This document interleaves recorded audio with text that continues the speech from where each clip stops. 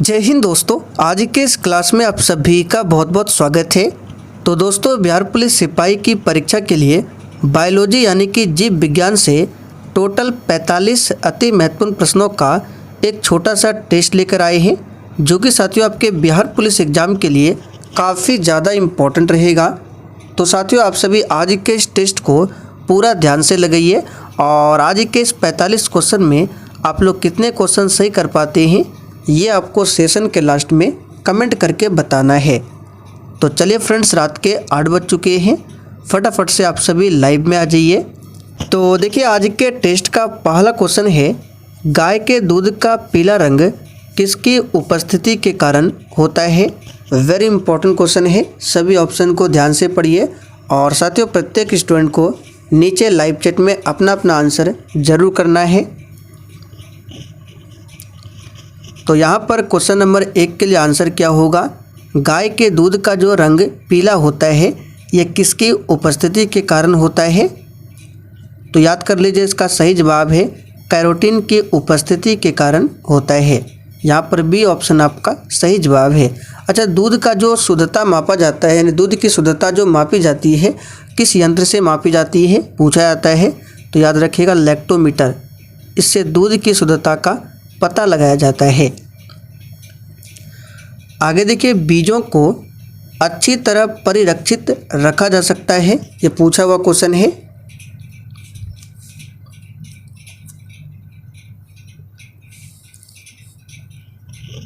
तो साथियों, बीज को सुरक्षित रखने के लिए ठंडे एवं शुष्क अवस्था में रखा जाता है। तो यहाँ पर आंसर क्या होगा, ठंडे एवं शुष्क अवस्था। आगे देखिए, हार्मोन उपयोगी है। चलिए सभी ऑप्शन को ध्यान से देखिए, हार्मोन किस हेतु उपयोगी है।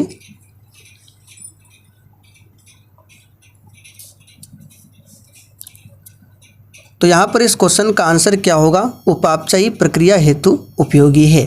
और हार्मोन क्या है, तो हार्मोन जटिल कार्बनिक पदार्थ है जो सजीवों में होने वाली विभिन्न जैव रासायनिक क्रियाओं जैसे कि बुद्धि एवं विकास, प्रजनन आदि का नियमन तथा नियंत्रण करता है। और यह किस हेतु उपयोगी है, तो उपापचयी प्रक्रिया हेतु ये उपयोगी होता है। एक वयस्क के शरीर में रक्त की मात्रा कितनी होती है। चलिए क्वेश्चन नंबर 4 के लिए आंसर बताइए, एक वयस्क के शरीर में रक्त की मात्रा कितनी होती है। तो साथियों ये है 5 से 6 लीटर। यहाँ पर सी ऑप्शन आपका सही है, 5 से 6 लीटर। और यहाँ से अगर आपसे पूछे रक्त का पीएच मान कितना होता है, 7.4 होता है। और ये क्षारीय प्रकृति का होता है। क्यों होता है, क्योंकि जिस विलयन का पीएच मान 7 से ऊपर होता है वो क्षारीय होता है। तो रक्त का देखिए 7.4 है, यानी 7 से अधिक है, तो ये क्या हो जाएगा, क्षारीय प्रकृति।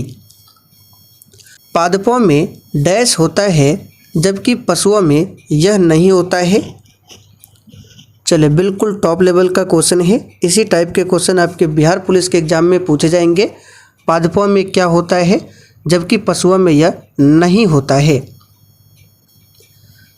तो साथियों, पादपों में सेलुलोज पाया जाता है जबकि पशुओं में सेलुलोज नहीं होता है। तो यहाँ पर बी ऑप्शन आपका सही आंसर है। जल प्रदूषण का कारण क्या है। चलिए 6 के लिए आंसर बताइए, जल प्रदूषण का कारण क्या है।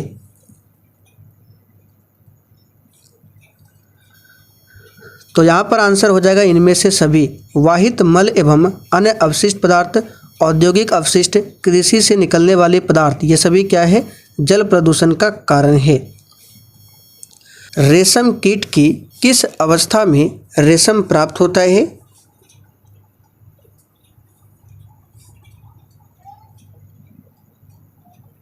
तो साथियों इसका आंसर क्या हो जाएगा, तो इसका आंसर हो जाएगा डी ऑप्शन कैटरपिलर। कैटरपिलर की अवस्था में रेशम कीट रेशम प्राप्त करता है। रेशम कीट जो है ये कीट वर्ग का प्राणी है। किस वर्ग का प्राणी है, तो रेशम कीट जो है कीट वर्ग का प्राणी है। और रेशम कीट कैसा होता है, एक लिंगी होता है। क्वेश्चन बनता है एक लिंगी या द्विलिंगी, तो याद रखिएगा रेशम कीट एक लिंगी होता है, अर्थात नर और मादा कीट अलग अलग इसमें होते हैं। और यह शहतूत के पत्तों को खाता है। स्तनियों में स्टार्च का पाचन प्रारंभ होता है?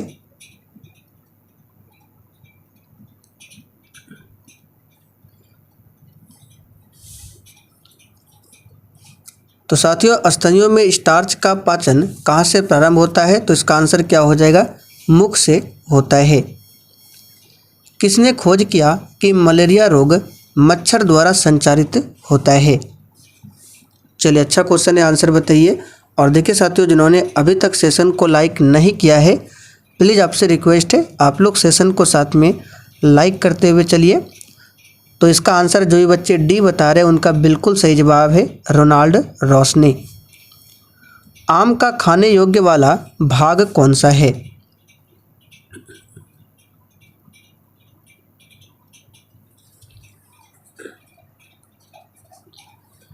तो यहाँ पर इसका आंसर क्या हो जाएगा? मध्यवित्ती। ये आम का खाने वाला योग्य भाग होता है। नागफनी के कांटे किसका रूपांतरित है? तना का, जड़ का, पत्ती का या फिर पुष्प का? तो साथियों, नागफनी के कांटे रूपांतरित पत्ते होते हैं। आंसर क्या होगा? पत्ती। घाव का शीघ्रता से भरना हो जाता है किस विटामिन से? चलिए, इस क्वेश्चन का आंसर आप लोग कमेंट करके बताइए। पहले भी हमने इस क्वेश्चन का आंसर आपको बहुत बार बताया है। संचित खाद्य पदार्थ की क्षति के लिए निम्नलिखित में से कौन सा कारक सर्वाधिक उत्तरदायी है? और देखिए साथियों, इस क्लास के साथ साथ आप लोग शाम 7:30 बजे की क्लास को ज़रूर देखिए। ये आपको मेरे दूसरे चैनल पर मिल जाएगा। उस चैनल का लिंक इसी वीडियो के नीचे डिस्क्रिप्शन बॉक्स में है, आप लोग जाकर देख सकते हैं। तो यहाँ पर इस क्वेश्चन का आंसर हो जाएगा अन्न एवं नमी की मात्रा। 5 वर्ष की आयु में किसी बच्चे को सामान्यतः होते हैं कितने दांत होते हैं?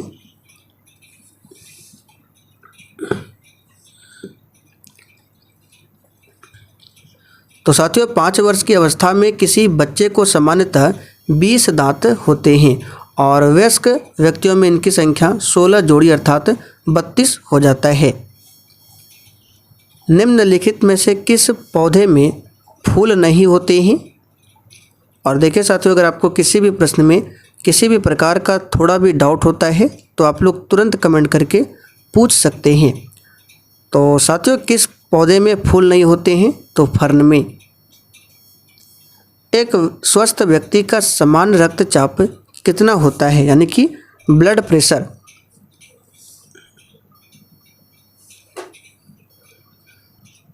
तो साथियों, ये होता है 120/80। और ब्लड प्रेशर यानी रक्तचाप को मापने वाला यंत्र क्या होता है? स्फिग्नोमैनोमीटर। मानव शरीर में रक्त का थक्का किस विटामिन से जमता है?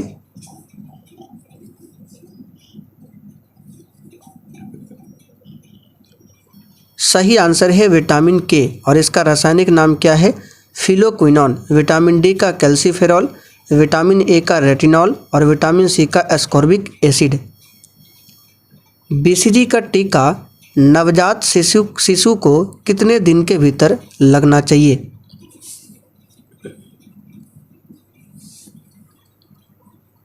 सही आंसर है 7 दिन के भीतर लगना चाहिए। ऑप्शन के अकॉर्डिंग चलना है। पादप कोशिका जंतु कोशिका से किस प्रकार भिन्न होती है?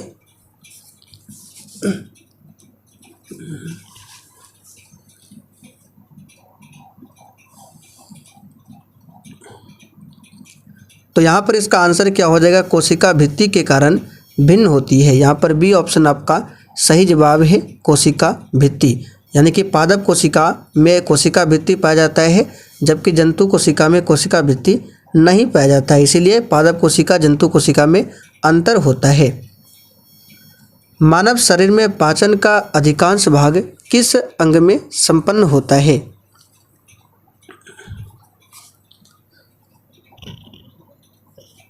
सही आंसर है छोटी आंत में होता है। आप सभी जानते हैं, सिंपल सा क्वेश्चन है। मानव शरीर में क्रोमोसोम की संख्या कितनी होती है? चलिए, किसके लिए आंसर बताइए। मानव शरीर में क्रोमोसोम की संख्या कितनी होती है? तो साथियों, ये हो जाती है 46 और जोड़ा में पूछे 23, यहाँ संख्या में पूछा गया है, आंसर होगा 46। किस द्रव को एकत्रित होने पर मांसपेशियां थकान का अनुभव करने लगती है? तो साथियों ये है लैक्टिक एसिड, जो कि ए ऑप्शन में दिया हुआ है। निम्नलिखित में से कौन सा विटामिन हार्मोन माना जाता है, यानी कि किस विटामिन को हार्मोन कहा जाता है? तो इसका आंसर है विटामिन डी। विटामिन डी का सोर्स क्या है? तो सूर्य का प्रकाश है। और इसकी कमी से कौन सी बीमारी होती है?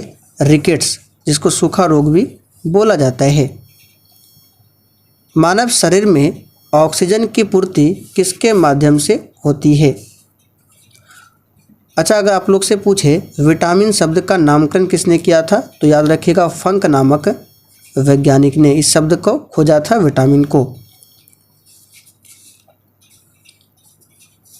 तो मानव शरीर में ऑक्सीजन की पूर्ति किसके माध्यम से होती है? तो इसका आंसर क्या हो जाएगा? लाल रक्त कोशिकाओं से, यानी कि आरबीसी से। यहाँ पर पहला ऑप्शन आपका सही जवाब है। और यहाँ पे ध्यान दीजिए, हमने विटामिन की खोज नहीं बताया आपको, हमने आपको बताया विटामिन शब्द को सबसे पहले किसने प्रयोग किया था? तो फंक नामक वैज्ञानिक ने, लेकिन खोज किया था किसी और ने। चलिए, मानव शरीर की सबसे बड़ी ग्रंथि कौन सी है?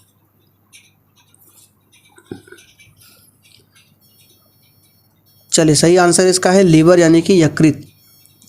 ग्रीन हाउस किस पदार्थ का बना होता है?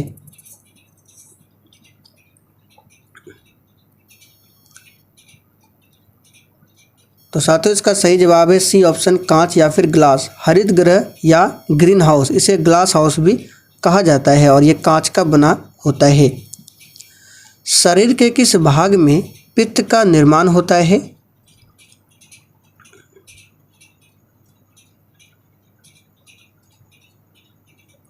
सही आंसर है यकृत, जो कि मानव शरीर की सबसे बड़ी ग्रंथि भी है।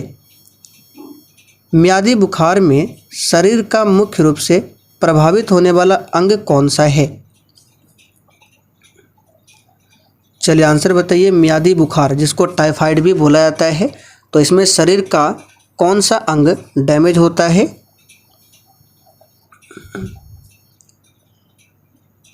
तो इसका सही जवाब क्या हो जाएगा? तो इसका सही जवाब है आंत इससे प्रभावित होता है। शरीर में रुधिर का भंडार है।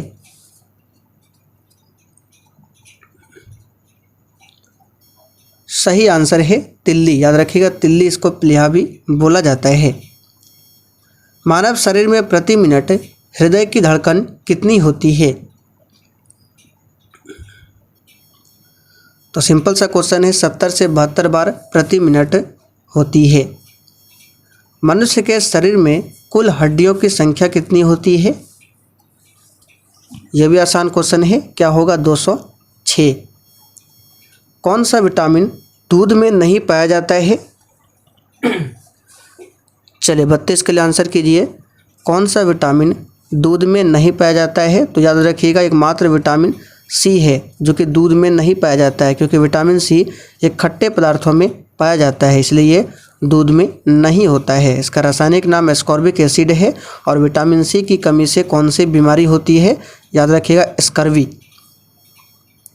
मानव कोशिका में कितने क्रोमोसोम होते हैं? अभी हमने आपको बताया 46। सूर्य की किरणों से कौन सा विटामिन प्राप्त होता है? सही आंसर है विटामिन डी, सूर्य की किरणों से मिलता है। निम्न में से कौन सा रोग वंशानुगत होता है? तो इसका सही जवाब है वर्णांधता। वर्णांधता एक अनुवांशिक रोग है। इसमें व्यक्ति को लाल तथा हरे रंग में अंतर नहीं पता चलता है। जेनर ने किस रोग का टीका सर्वप्रथम बनाया था?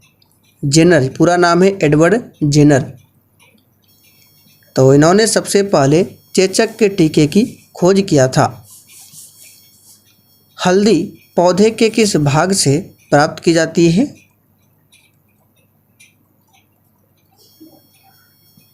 तो हल्दी जो है वो नीचे से प्राप्त होता है, एक्चुअल में वो जड़ नहीं होता है, वो होता है तना। तो हल्दी जो है ये तने भाग से प्राप्त किया जाता है। एड्स रोग किसके द्वारा फैलता है? यहाँ पे एड्स का फुल फॉर्म आपको पता होना चाहिए, एक्वायर्ड इम्यूनो डिफिशियंसी सिंड्रोम, और ये होता है HIV वायरस यानी कि विषाणु के कारण। तो देखिए यहाँ पे वायरस दिया हुआ है। पाचन के रसों में निम्नलिखित में से कौन सा अम्ल पाया जाता है? तो इसमें हाइड्रोक्लोरिक अम्ल यानी कि HCl पाया जाता है। मानव का मस्तिष्क लगभग कितने ग्राम का होता है?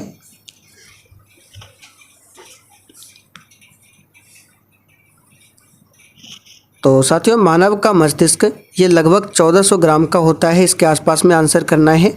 तो 1350 दिया हुआ है, 1350। किस पेड़ से हम कुनैन प्राप्त करते हैं?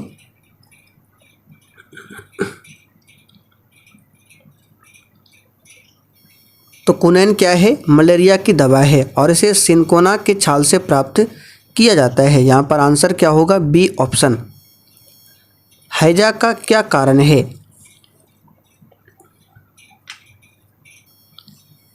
सही आंसर है जीवाणु, यानी कि जीवाणु जनित रोग है हैजा। मानव शरीर के किस अंग में यूरिया का निर्माण होता है? तो साथियों, मानव शरीर के लीवर में यूरिया का निर्माण होता है। लीवर यानी कि यकृत में।